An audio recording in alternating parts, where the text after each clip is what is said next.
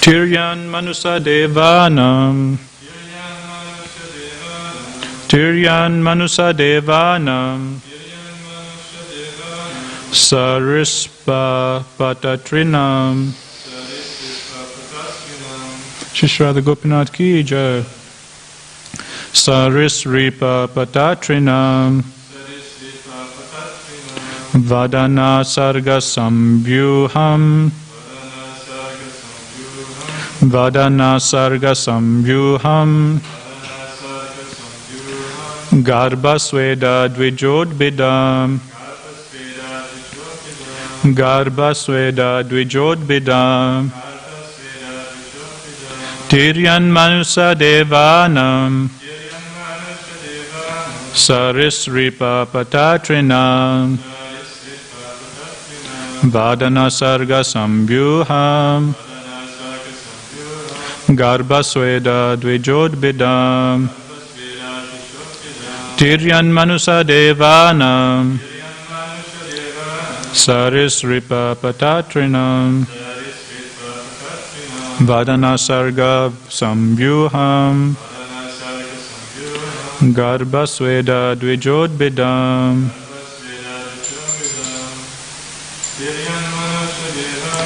Tiryan Manusa Devanam. Sarisripa Patatrinam. Vadana Sarga Samvyuham. Garbhasveda Dvijodbidam. Word for word translation. Tiryak, subhuman. Manusa, human beings. Devanam, of the superhuman beings or demigods. Sarisripa, reptiles. Patatrinam, of the birds. Vada, kindly describe. Na, unto me. Sarga, generation. Samvyuham, specific divisions. Garbha, embryonic. Sweda, perspiration. Dvija, twice born. Udbidam, of the planets, etc. Translation by Srila Prabhupada. Also, please describe the living beings under different classifications. Subhumans, humans, those born of the embryo, those born of perspiration, those who are twice born, or the birds, and the plants and vegetables. Kindly describe their generations and subdivisions also. There's no purport, we'll continue on to next verse, text number 28. Gunavatarer Visvasya Sargastiti Apyayashrayam Srijata Srinivasasya Vyachaksodara Vikramam. Translation purport by His Divine Grace Srila A.C. Bhaktivinoda Swami Srila Prabhupada, Srila Prabhupada Ki Jai. Translation, please also describe the incarnations of the material modes of nature, Brahma, Vishnu and Maheshwar. And please describe the incarnation of the Supreme Personality of Godhead and His magnanimous activities. Purport, although Brahma, Vishnu and Maheshwar, the three incarnations of the material modes of nature, are the principal deities for the creation, maintenance and destruction of the cosmic manifestation, they are not the final authority. The Supreme Personality of Godhead, Lord Krishna, is the ultimate goal, the cause of all causes. He is the ashraya, or the final rest of everything. So it's a short purport, so we'll discuss a bit from this text, text 28, and then we'll continue on also to the next text, text 29. Om Agyana Timirandasya Gyananjana Salakaya Chaksulmritam Yena Tasmai Shri Guruve Namaha. Jai Shri Krishna Chaitanya Prabhu Nityananda Shri Advaita Gadadhara Shivasadi Gaura Bhaktavinda. Hare Krishna Krishna Krishna Hare Hare Hare Rama Rama Rama Hare Hare. Hare Krishna.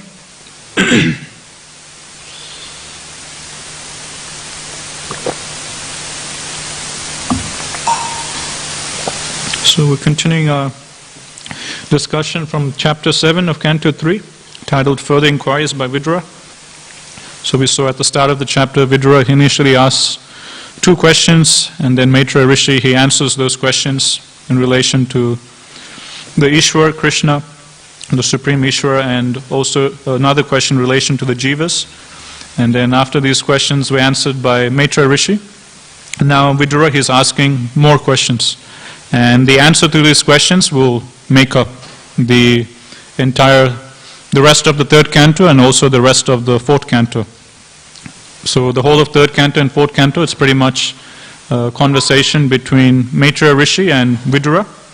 So after getting his first 2 questions answered, Vidura, we saw how firstly he thanks Maitreya Rishi, offers his gratitude, that thank you for answering these questions. Because of your mercy, I've understood these topics clearly and it's made sense to me. And then before putting forward his next set of questions, which we're reading now, firstly, before asking newer questions, the first thing that Vidura does is obviously offer his gratitude, but then he also repeats whatever Maitreya Rishi has told him in order to show that what he's heard from Maitreya Rishi, he was paying attention and he's understood it. So this is something we'll see in the Bhagavatam, that we'll see with Maharaj Parikshit and Sukadeva Goswami also, that there'll be a person speaking and there'll be a person hearing. And the person hearing, he'll ask questions, and then the person speaking, the devotee speaking, he'll elaborate, speak a couple of chapters and answer those questions.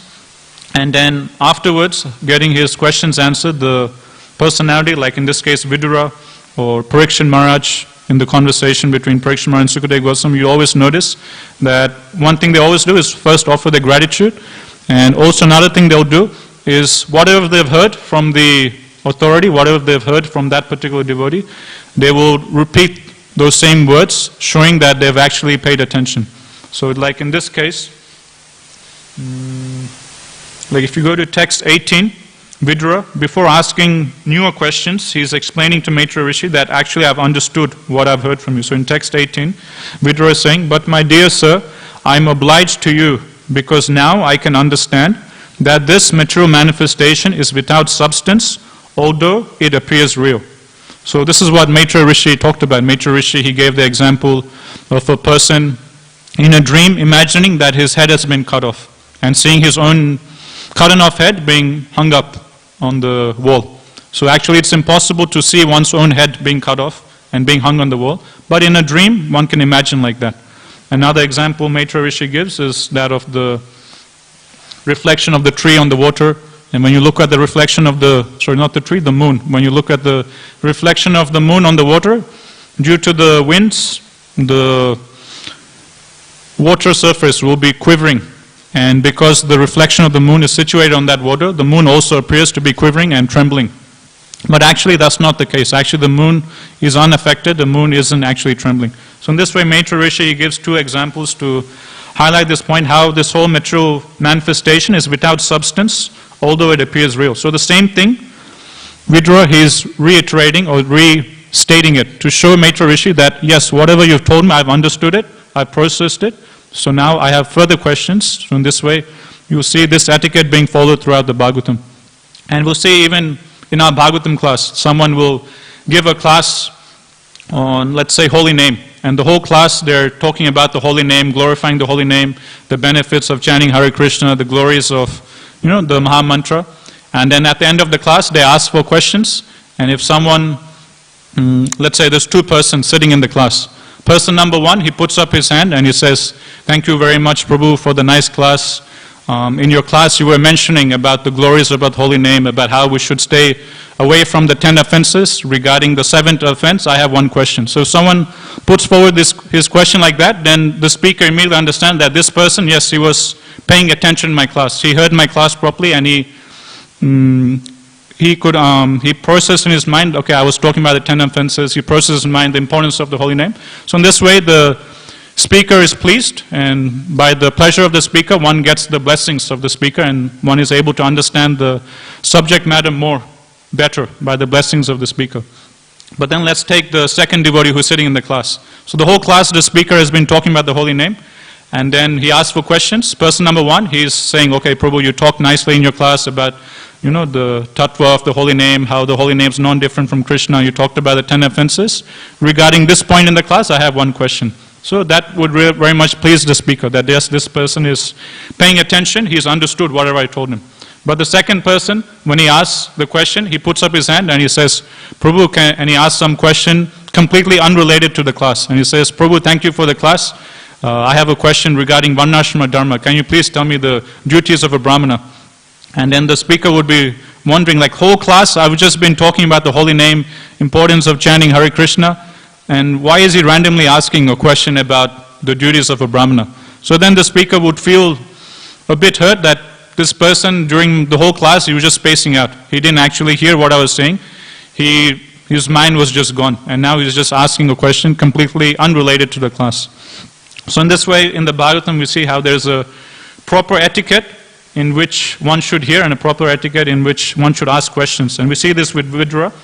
Before he goes on to ask further questions, he firstly offers his gratitude, and secondly, he repeats whatever he's heard from Maitra Rishi, that yes, you talked about this and this and this, and I understood this point, and I understood that point that you were mentioning. Now I have further questions. So in this way, Maitra Rishi is pleased that, okay, Vidura has heard me properly, he's understood the subject matter, and then Maitra Rishi can go on answering further questions of Vidura. Now, in today's verse, so there's a lot of newer questions Vidura is asking. Text 28, which has the purport from Vidura is asking, please also describe the incarnations of the material modes of nature, Brahma, Vishnu and Maheshwara, and please also describe the incarnation of the Supreme Personal Godhead and his magnanimous activities. So in the purport, Prabhupada is writing that although Brahma, Vishnu and Maheshwara, they're the three incarnations of the material modes, and the principal deities of creation, maintenance and destruction, they are not the final authority. So although Brahma, Vishnu and Lord Shiva, they appear to be so great, Vishnu is maintaining the entire universe. From Vishnu's pores, all the universes manifest, and then Garbhadaksha Vishnu, he enters into each universe. And although Lord Shiva, he appears to be so great that he annihilates the whole universe, Prabhupada is saying, actually all of these personalities, these amazingly great personalities, they're all servants of Krishna. They're not the final authority, they're all acting as servants of Krishna. So in this way, we understand through the Bhagavatam the greatness of Krishna. And one amazing thing that we can see from this is, generally in ordinary material dealings, if you see, that the more greater a person is, the more higher a person is in the social order, the more difficult it is to have some personal interaction for him. So let's say, for example, the Prime Minister of a country, the President of a country, or the King of a country. So materially speaking, he has a very, very high position.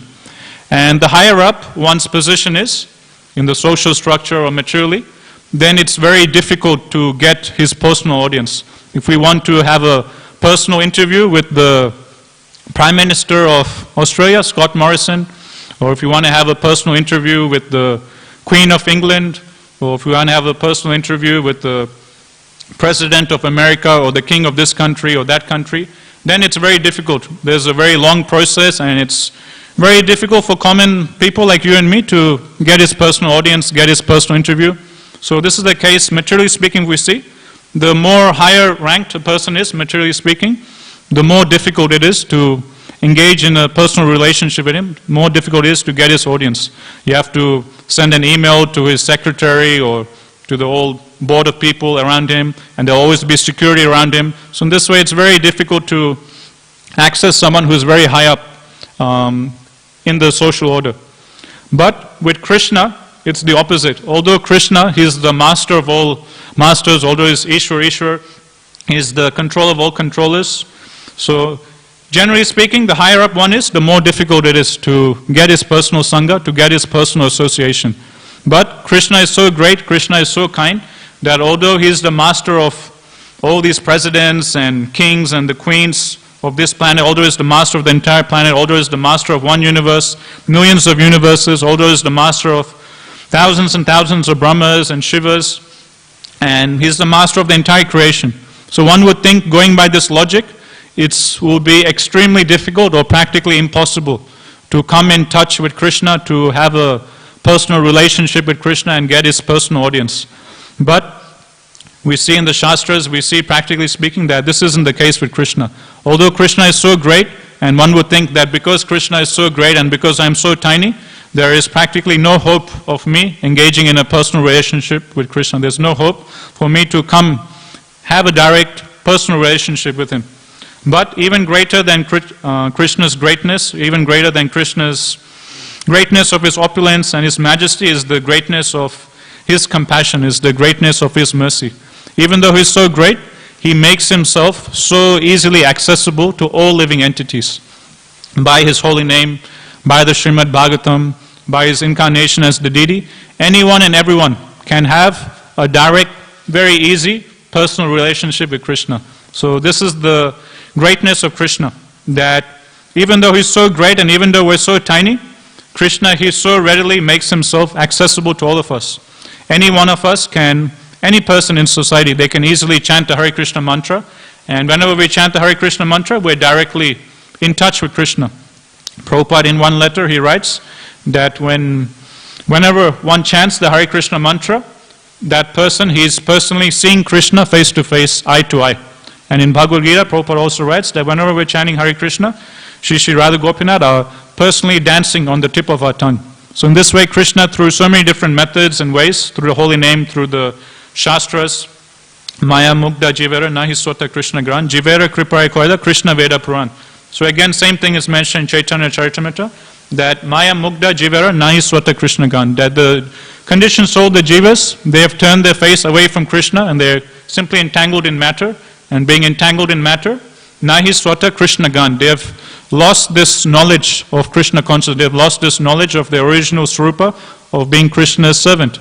And what does Krishna do about this? What does Krishna feel about this? Jivera Kripaya Koila Krishna Veda Puran. So Krishna seeing this, watching all this conditioned soul suffering, Jivera Kripaya Koila. Krishna feels great kripa, he feels great compassion, seeing the suffering of all these conditioned souls. So out of compassion, what does he do? Krishna Veda Purana, he writes the Vedas, he writes the Puranas, he writes all the Shastras out of compassion for all the fallen conditioned souls. So in this way, the Shastras declare that even greater than Krishna's majesty, his opulence, is the greatness of his compassion. Because materially speaking, to get in touch with someone who is so great by someone who is so tiny is practically impossible. But although Krishna is so great, although we're so tiny, he makes himself so easily accessible to anyone and everyone without any background, without any consideration of his birth, qualification. Anyone and anyone can take to the chanting of Hare Krishna. Anyone and everyone can come to the temple, take darshan of Radha Gopinath. Anyone and everyone can pick up one of Prabhupada's books and read. In this way, come in connection with Krishna. And in the last line of Prabhupada's writing that the Supreme Personality of Godhead, Lord Krishna, is the ultimate goal, or the cause of all causes. He is the ashraya, or the final rest of everything. So Prabhupada's writing that Krishna is the ashraya, or the final rest of everything. So we were discussing this some classes ago about the 10 topics of Srimad Bhagavatam. So Sukadeva Goswami, he mentions at the end of second canto, Atra Sarga Visargascha Stanam Posanam Uttaya Manvantarena Su Isanukata Nirodha Muktir Ashrayaha. So the 10 topics which are discussed in the Srimad Bhagavatam are Sarga, Visarga, so that's 1 and 2, Sarga, Atra Sarga, Visargascha, Stanam, then Posanam, then Manvantara, then Isanukata, then Nirodha, Muktir and Ashraya.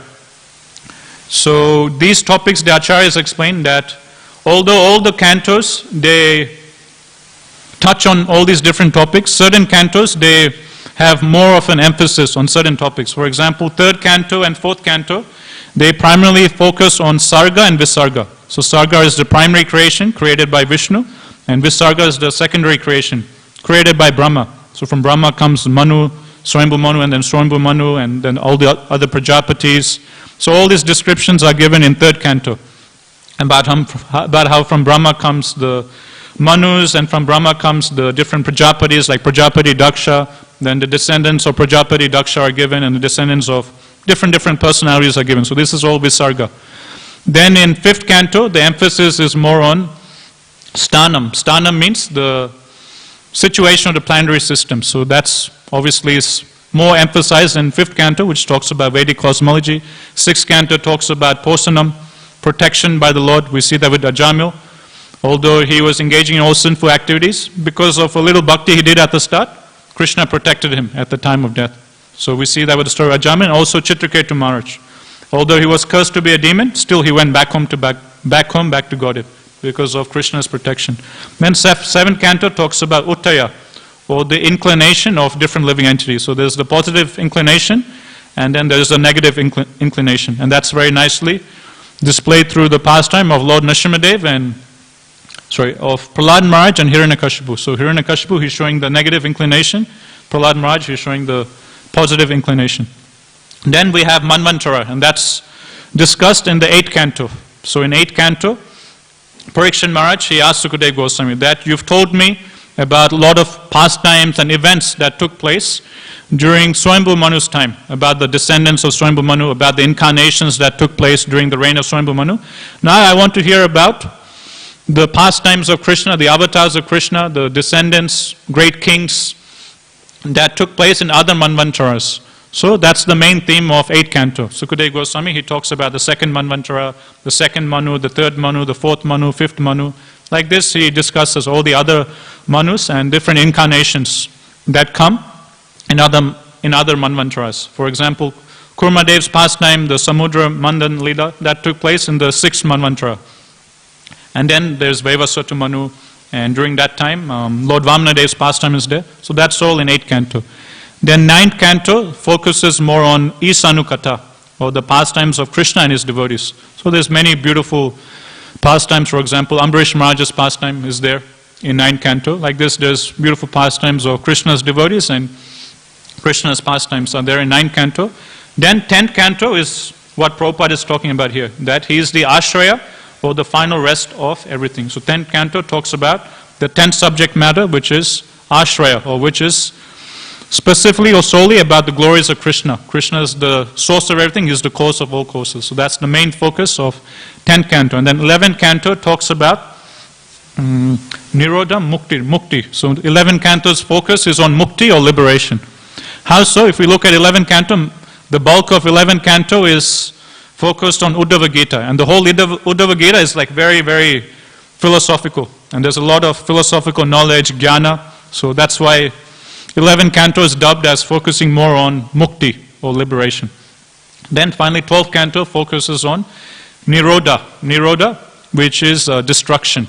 So in the 12th canto, different types of destruction are given. For example, one type of destruction is the partial annihilation, which takes place at the end of Brahma's day.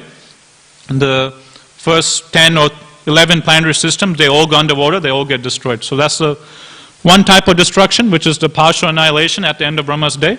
The second type of annihilation, which is described in 12th canto, is the final destruction at the end of Brahma's day, when the whole universe gets completely annihilated and the whole universe collapses and all the living entities, they go back into Mahavishnu's body.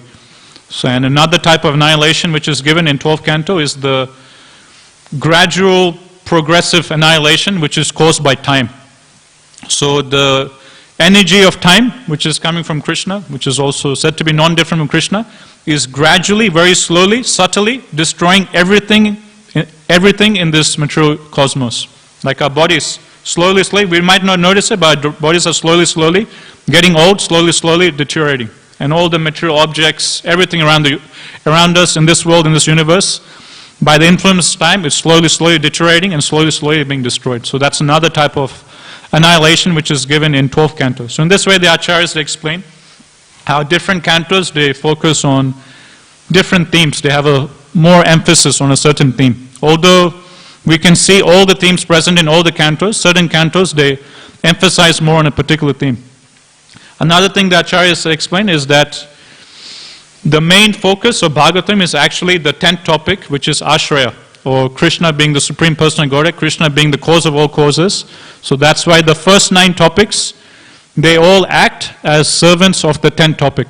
Which means when Bhagavatam is talking about Sarga, about the creation by Vishnu, the verses of Bhagavatam will discuss Sarga in a way by which one will be directed towards the 10th topic of Ashra. One will be directed towards taking shelter of Krishna. So this is the way Vyasadeva has written Bhagavatam, or written these 10 different subject matters. So the verses of Sarga which are described, like in 3rd canto, Vyasadeva, he will write it in a way by which one will be forced or one will be directed towards the 10th topic, Ashraya. So Vyasadeva will say that Vishnu, by Vishnu's glance this is happening, by Vishnu's glance that's happening, by Vishnu's glance this is happening. So in this way the reader Bhagavatam will understand, okay, Vishnu is so great, all this creation is happening by Vishnu's mercy, so let me take shelter of Vishnu. And then again when Visarga is described, again the incarnations of Krishna, his talks will be described again, then again one will be forced to take shelter of Krishna. And then when Bhagavatam describes about Sthanam, or the situation of different planetary systems, in the course of describing the structure of the universe, Sukadeva Goswami, who will explain or describe how everywhere, all around the universe, no matter whichever section of the universe we go to, there will always be living entities worshipping a particular form of the Lord. So in Jambudvip, there will be different residents in different varshas worshipping different forms of the Lord. And if you go to different islands, Pushkara Dvipa, this island, that island, this island, the surrounding islands around Jambudvip, there's further descriptions giving how different living entities in different islands, they're all worshipping Krishna. Then when you go to high planetary systems, again Sukadeva Goswami, he explains how even the denizens of heaven, they're worshipping Krishna or a particular form of Vishnu.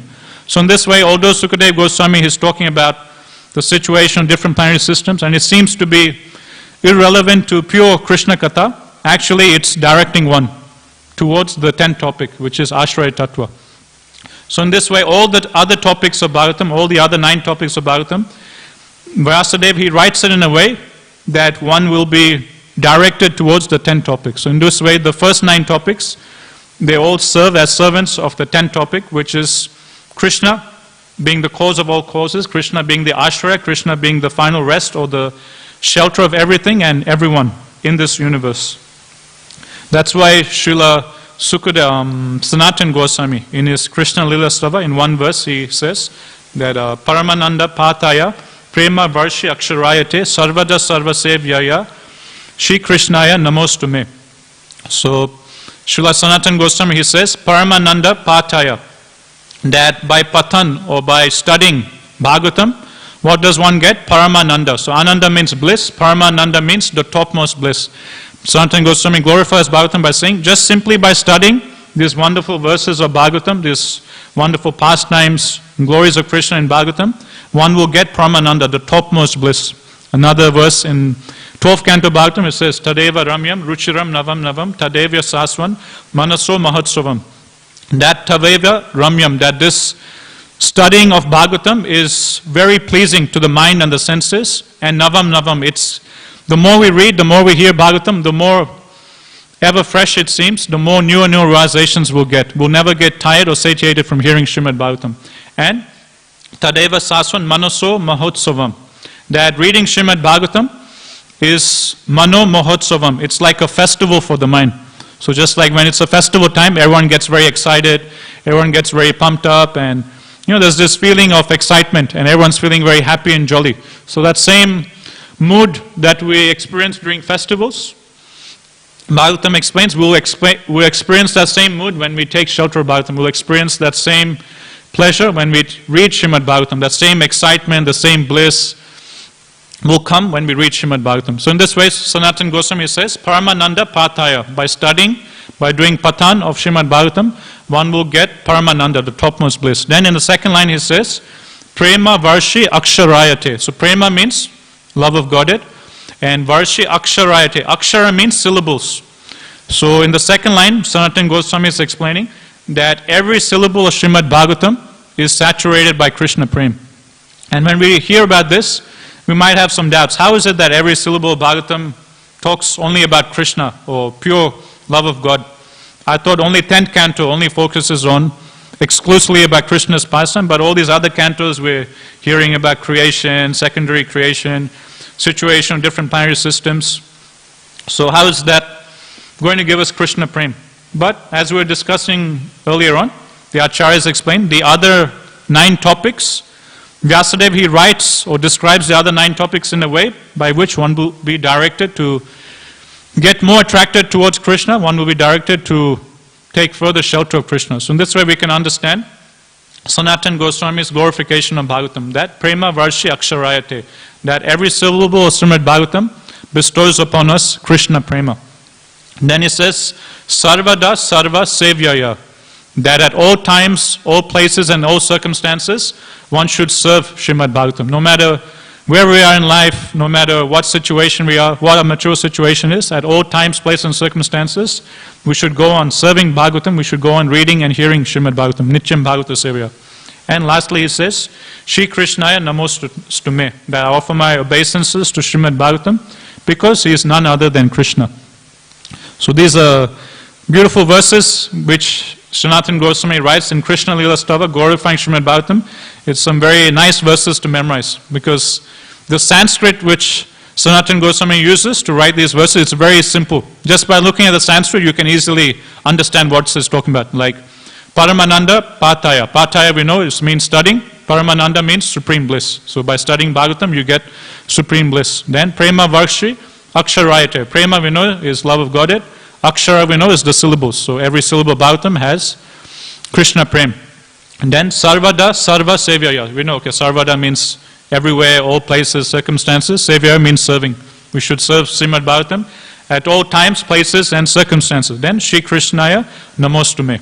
Namo means offering obeisances. I offer my obeisances to Bhagavatam, because Bhagavatam is non-different from Krishna. So the Sanskrit Sanatana Goswami uses is very, very simple.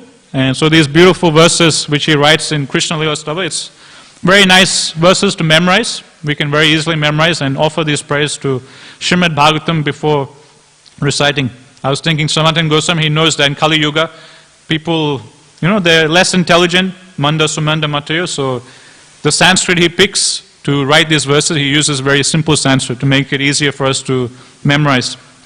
Prabhupada also says that Srila Narottam Das Thakur, the songs that Narottam Das Thakur writes and other Vaishnava Acharyas in Bengali, if you look at their songs, the Bengali words, language they use to write the Vaishnava bhajans, it's very, very simple, very, very basic Bengali words they use, which makes it easier for common men, just like you and me, to easily understand. So this is the mercy of the Acharyas. They could have written big, elaborate, using big, complicated Sanskrit words, or big, very, ornate Bengali language, formal Bengali language, which would, make it sound more professional or, more erudite. But out of compassion, they're understanding the fallen, less intelligent nature of Kali Yuga souls. They use very simple language to make it easier for us to memorize and learn these beautiful prayers and slokas. Okay, we'll go to the next verse, text 29. Varnashrama vibhagamscha rupa sila swabhavata rishinam janma karmani vedasya cha vikarshanam. O great sage, kindly describe the divisions and orders of human society in terms of symptoms, behavior, and characteristics of mental equilibrium and sense control. Also, please describe the births of the great sages and the categorical divisions of the Vedas. So now another question Vidura is asking, please describe about the Varnashrama system. Describe about the different Varnas and ashrams. And also please describe the births of great sages and the divisions of the different Vedas. Okay, we'll go to the purport. The four statuses and orders of human society, Brahmanas, Kshatriyas, Vaishyas and Shudras, as well as Brahmacharis, Grahastas, Vanaprasthas and Sannyasis, are all divisions of quality, education, culture, and spiritual advancement, attained by practicing control of the mind and the senses. All these divisions are based on the particular nature of each individual person, not on the principle of birth. Birth is not mentioned in this verse because birth is immaterial. Vidura is famous in the history as born of a Shudrani mother.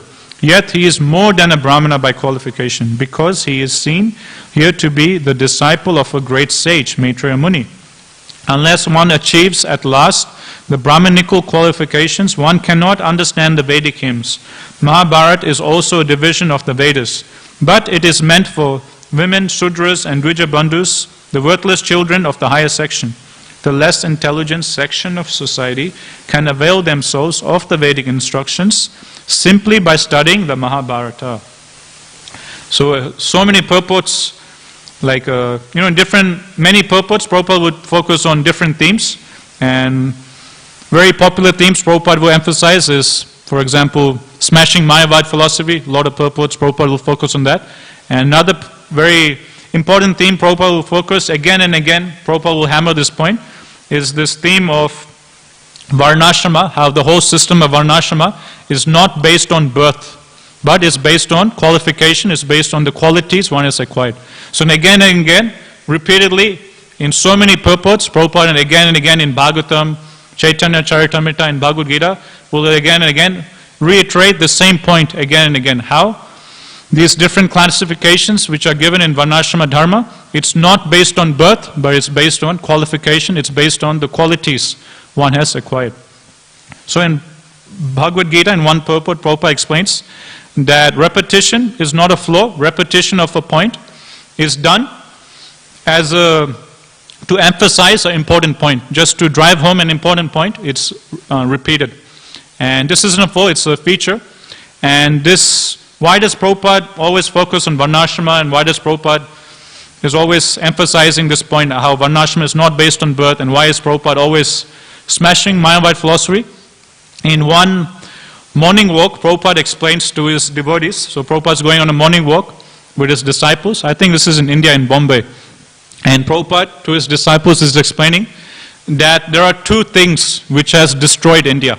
Although India is the home of Vedic culture, although this whole Vedic culture, took root in India, although this is the glory of our India, two things have destroyed our land of India. What are those two things?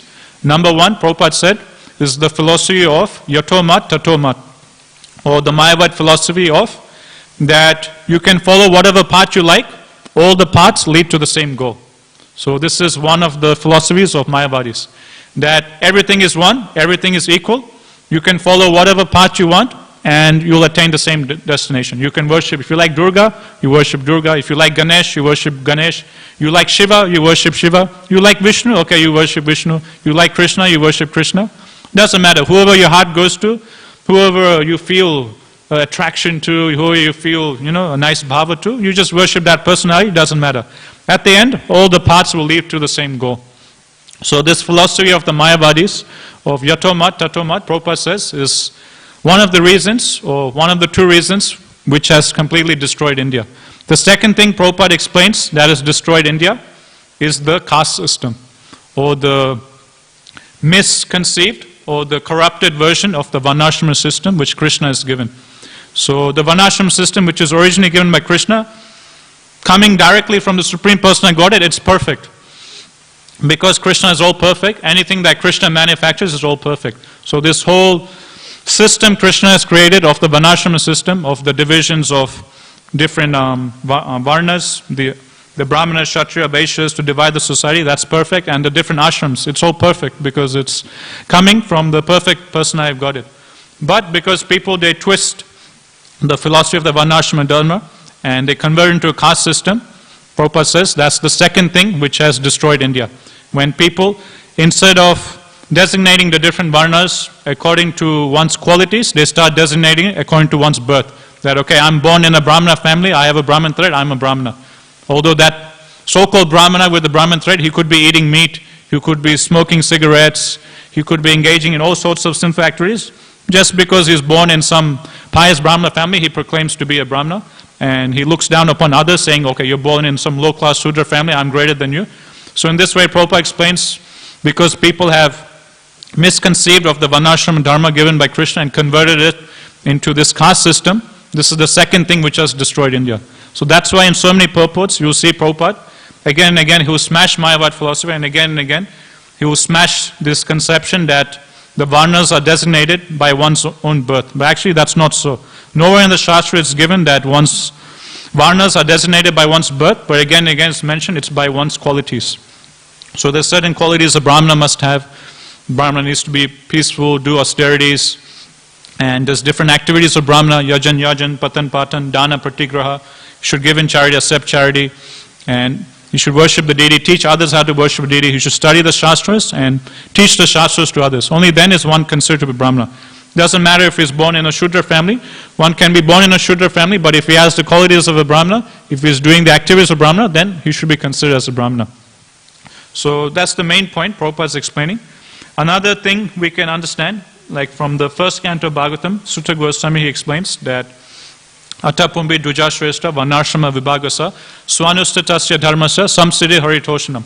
So Sutta Goswami, right at the start of Bhagavatam, he establishes this fact that the purpose of any ashrama or the purpose of any varna, the purpose of any activity we do, the purpose of that activity should be Samsiddhi Haritoshanam. The purpose of that activity should be to please the Supreme Personality Godhead.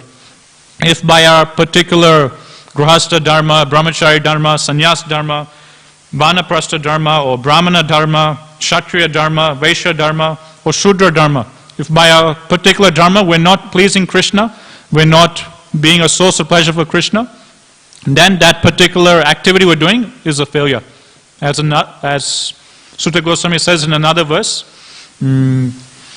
what's the other verse? Dharma sonistita pumsa visvaksena katasya not pade yadi ratam shama eva hi kevalam. So in another verse, Sutta Goswami says, if by a particular dharma, if by a particular activity, we're not developing attraction to the Supreme Personality Godhead, then that particular activity is shama eva hi kevalam, is just a waste of time. So this is the main focus of the Varnashrama Dharma. The whole focus of Varnashrama Dharma is to help us gradually develop more and more attraction towards Krishna, is to gradually bring us closer and closer to Krishna.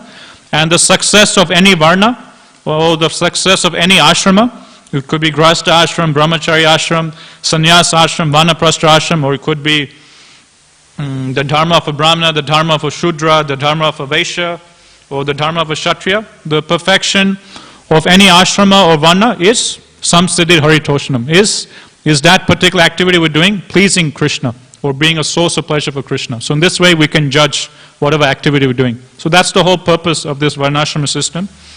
And Prabhupada explains that these different ashramas and varnas, they're all supposed to work as a team to satisfy the Supreme Lord.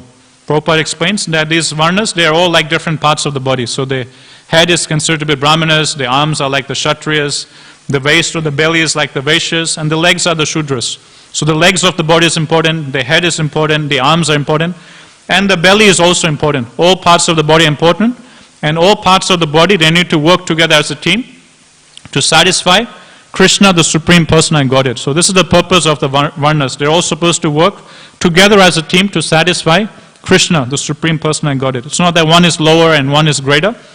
They're supposed to work corporately to serve and satisfy Krishna.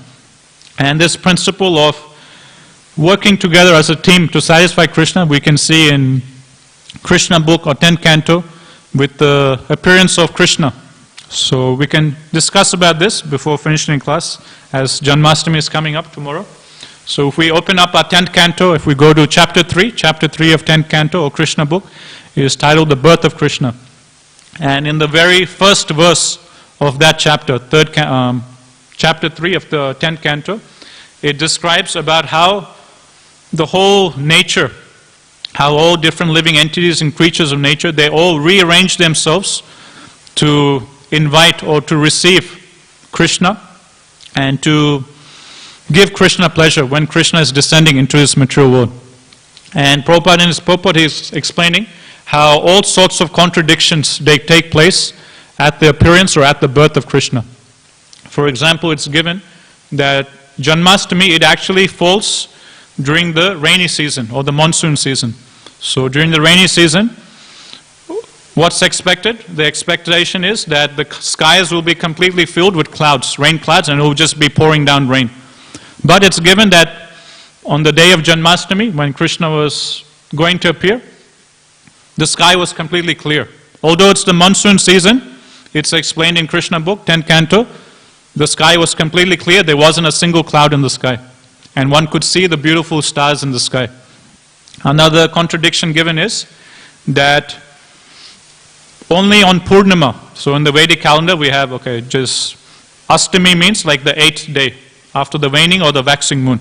So technically on Ashtami, one is not supposed to get a full moon. Only on the Purnima, like we have Gaur Purnima, so on Gaur Purnima one is supposed to see the full moon, or Balaram Purnima, we're supposed to see the full moon. But although Krishna is coming on a Ashtami, still the full moon was present in the sky. Although it's not time for the full moon to come, still the moon manifests itself fully for Krishna's pleasure. So like this, different contradictions are given in the first verse of third chapter of 10th canto. Another contradiction given is that the peacocks, they were dancing very jubilantly when Krishna was about to appear. And generally it's given that the peacocks, they only dance when they see the rain clouds. But there's no rain clouds. The sky is completely clear, there's not a single rain cloud, and one can see all the beautiful stars in the sky, one can see the full moon. So technically the peacocks aren't supposed to be dancing. They're supposed to be, just doing the ordinary thing. But because Krishna is supposed to appear, the peacocks, they start dancing. Then it's given that all the birds in Vrindavan, they're all vibrating and singing very beautiful, sweet, melodious songs. And what's the time of Krishna's appearance? It's at midnight. So it's pitch black, it's midnight. So technically these birds, they're supposed to be sleeping. So at night time you never hear the birds chirping. Only early in the morning time you hear all different birds. They'll be chirping and making different sounds. But although it's midnight, although it's completely dark and these birds are supposed to be sleeping, still because Krishna is about to appear, the birds of Vrindavan, they're making very beautiful, pleasing sounds for the appearance of Krishna. Another contradiction given is that of the lotus flowers. So again, the lotus flowers, they only open up during daytime. At night time, the lotus flowers, they're supposed to close. But although the lotus flowers are supposed to close at the time of night, because Krishna is about to appear, although it's midnight, the lotus flowers, they all open up to give Krishna pleasure. And then it's given the winds. Although it's monsoon season and technically the pleasing winds, which are said to be a symptom of the spring season, aren't supposed to be going on, still the spring-like pleasing winds, they start going throughout Vrindavan. So in this way, at the start of the third chapter of 10th canto is very nicely explained or described how all these different personalities in nature, they all rearrange themselves to invite Krishna, for Krishna's pleasure, for Krishna's appearance. So from this we can take the lesson that how, like we're also celebrating Krishna's appearance, we're also celebrating tomorrow, we're going to be celebrating the Janmashtami, Krishna's appearance, how we can take lesson from this that all of us, we have a role to play. So the lotus flower is playing its role by opening up and showing its beautiful beauty. The moon is playing its role by manifesting itself fully and showing its beautiful cooling rays. The peacock is playing his part for Krishna's pleasure by dancing. So every single living entity in Vrindavan, they have their own specialty. The specialty of the peacock is to dance nicely. The specialty of the lotus flower is its beauty. The specialty of his moon is its pleasing rays. The specialty of the other birds are the pleasing songs they sing, the pleasing vibrations that come out of the mouth. So every single living entity in Vrindavan, according to their capacity, according to their talent and skill, they're engaging that in Krishna's service for Krishna's pleasure. And in the same way, whatever skill, talent we have, whatever inclination we have, we can engage those talents and skills for Krishna's pleasure, to give Krishna pleasure. And we should understand that different devotees, they have different capacities, different devotees, they have different skills, and we shouldn't go into inferiority complex seeing the greatness of another devotee. For example, the lotus flower is not thinking that, wow, the moon is so great, the moon is giving nice, pleasing, cooling rays, I'm not able to do this. What is the point of my life? Let me just go into depression and not do anything. Let me just close myself. The peacock isn't lamenting that, that I can't sing as sweetly as these other cuckoo birds and these other birds. My voice isn't so great. No, the peacock is focusing on whatever its talent is. The peacock is expert in dancing, so the peacock is dancing and engaging that particular talent for pleasure of Radha Gopinath. So in this way, different devotees have different strengths and weaknesses. Whatever strength we have, whatever talent we have, we can engage that particular talent, we can engage that particular skill for the pleasure of Krishna, for the pleasure of Radha Gopinath. And from this scene we can also take how we should never be envious of other devotees. Other devotees might be good in other services, they might have other talents which might be greater than us, but we can focus on whatever field we are in. So this is one remedy given for envy. One time a devotee, he asked His Holiness Bhakti Vijayapurna Maharaj about how one can overcome envy. This anartha of envy is very powerful and it's very hard to overcome. So like this devotee, he asked Bhakti Vijayapurna Maharaj, how can we overcome this great demon of envy? And Maharaj, he gave a very simple, practical answer. Maharaj said, you can overcome envy just by focusing on yourself and by focusing on whatever talents you have and focus on that particular seva. Say you're good at distributing books, then you just focus on doing that particular service more and more nicely for Krishna. Or say you're good at cooking, then you focus on doing that service of cooking better and better, and you just focus on that particular department. So in this way you won't feel this inferiority complex that this person, he's reciting so many slokas, this person is so intelligent, he knows so much verses from Shastra, he is so scholarly, So in this way we won't feel envious if we just focus on our particular field of service. If we're good at cooking, let's focus on that field of service, let's get better and better in that service for the pleasure of Krishna. If you're good at studying, okay, study and give nice classes. If you're good at singing, focus on that particular service and try to do that better and better for Krishna's service. In this way Maharaj explains, one can overcome envy just by seeing what he's good at and just focusing on that service and doing that nicely for Krishna's pleasure. So this is what we see in 3rd chapter of Krishna book also, that all the different residents from Vrindavan, they're all doing their bit. They're all working as a team to give Krishna pleasure when he's about to descend. The lotus flower, its contribution is it's showing its beauty. This peacock is doing its contribution by singing, by dancing nicely. The birds are giving its contribution by singing nicely. So in this way, everyone is working as a team for Krishna's pleasure, and that's the purpose of the different varnas. They're also similarly supposed to work as a team, as a one unit, to give Krishna pleasure. Another lesson we can learn from this opening scene of 3rd chapter of Krishna book is how, ordinarily speaking, it's not the nature of the lotus flower to open up at night time. The lotus flower is supposed to only open during the day. Ordinarily speaking, it's not the nature of the peacock to dance when there's no rain clouds. Ordinarily, it's not, the moon is not supposed to display its full moonlight during an Astami. So ordinarily, these different living entities, they're doing a particular activity which is against their ordinary nature. It's not the nature of these birds to be awake at midnight and be singing. They're supposed to be sleeping, but because Krishna is coming, they're doing all these things for Krishna's pleasure. So the second lesson we can take, that pure devotional service means that anything and everything for Krishna's pleasure. Although it might be against our nature, still, if it brings pleasure to Krishna, if it brings pleasure to Sri Sri Radha Gopinath, then we should be willing to do that service for Sri Sri Radha Gopinath, although it's against our nature. Just like it's against the nature of these birds to be awake at midnight, it's against the nature of the lotus flower to open up at night time, still for Krishna's pleasure, they're going against their nature, they're going against their swabhava to give Krishna pleasure. And this is the distinction given between karma yoga and bhakti yoga. Karma yoga, one is doing activity, giving the results to Krishna, but one is still attached to serving Krishna in a particular way. I only do this particular service, I won't do this other service for Krishna.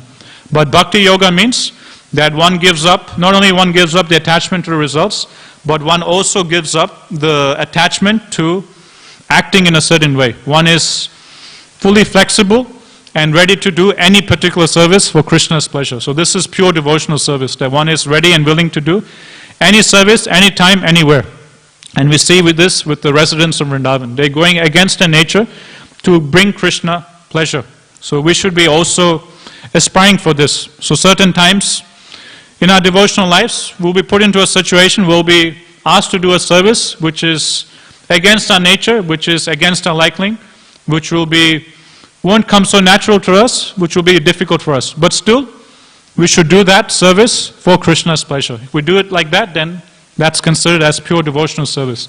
And will also attract more blessings of Sri Sri Radha Gopinath. Because, Radha Gopinath, they'll be watching, that's this devotee, look how much they love us. That even though they don't like this service, even though this service is very difficult for them, even though this service is against their nature, still for our pleasure, they're going against their nature, still for our pleasure, they're going against their psychophysical nature and doing the service for our pleasure. So then one will attract even more blessings, one will attract even more mercy of Sri Sri Radha Gopinath. And other example we can see in Krishna book of other devotees who go against their nature to serve Radha Gopinath for Krishna's pleasure. We see with the story of, or the example of Vasudev, Krishna's father. Krishna's father, Vasudev, he is known for his truthfulness. And it's explained that he is so truthful that even a demon like Kamsa had trust in him. Even a demon like Kamsa fully believed in his words. So generally it's said that Atmaman manyate jagat, that based on how one is, one thinks the rest of the world to be like him. So if someone is very crooked, very evil, very duplicitous, always lying, then one will also be suspicious of others being also like that. So Kamsa, he's a demon, and he's very crooked, very evil-minded. He's speaking lies, and he's actually a very untruthful person himself. So naturally, Kamsa would think others, he'll be suspicious of others being the same way, that this person also be, might be saying a lie, this person will also be untruthful, this person will also be like that. But Vasudev's word of honor, Vasudev's truthfulness was so great that even Kamsa, he had faith, he had trust in Vasudev's words. That when Vasudev said that I will give all my sons, or whatever children are born of me, I'll give it to you. As soon as they're born, Kamsa fully believed in Vasudev's words. So this was the power of Vasudev's truthfulness. So this was the nature of Vasudev, that he was so truthful. But again we see, for Krishna's pleasure, what does Vasudev do?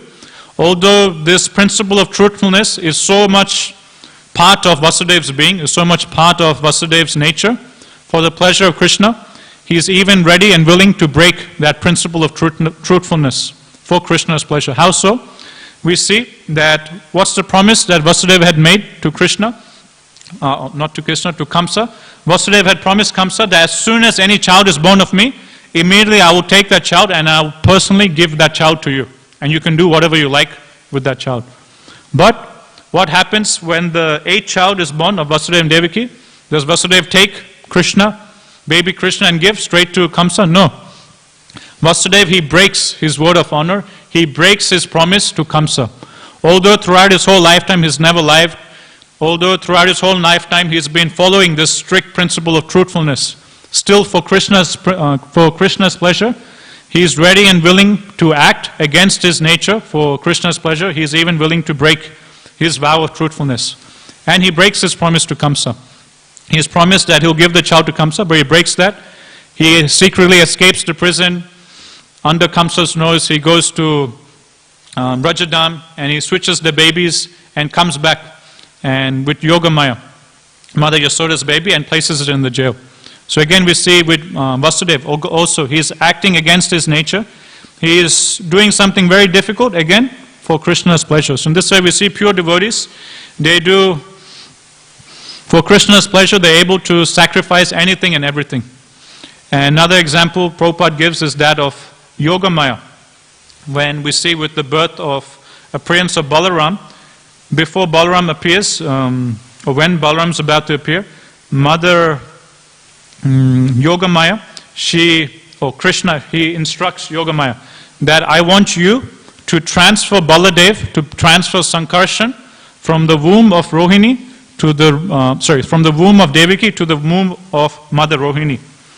And at this time, when Yogamaya is instructed to do this task, Prabhupada explains that Yogamaya, she becomes afraid that my Lord, Baladev, he is the Supreme Personality of Godhead, he is just as powerful as you. How can I do this task? This task is practically impossible. How can I move Sankarshan? How can I move Baladev? How can I move Lord Balaram? He is the Supreme Personality of Godhead. This task is impossible.